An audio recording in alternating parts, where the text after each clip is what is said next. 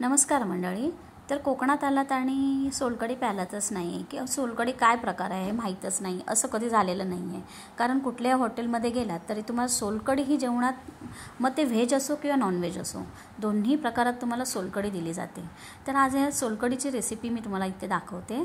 त्यासाठी मी खोबरं, मिरची, लसूण आणि थोडंसं जिरं घेऊन छान वाटून घेतलं. हे बघा.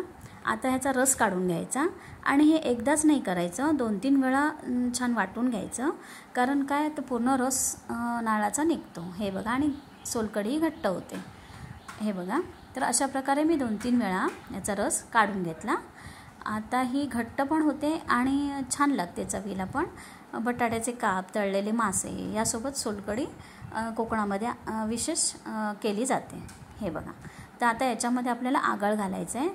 जेवढं आंबट हवं असेल तेवढंच घालायचा. त्यानंतर चवीनुसार मीठ आणि वरतून थोडीशी कोथिंबीर घालायची. ही बघा. आता हे छान ढवळून घ्यायचं. हा बघा, सुंदर रंग आला आहे. अशी सोलकढी करून बघा आणि घट्टही झाली आहे. ही बघा. तर व्हिडिओ आवडल्यास लाईक, शेअर, सबस्क्राईब करायला विसरू नका.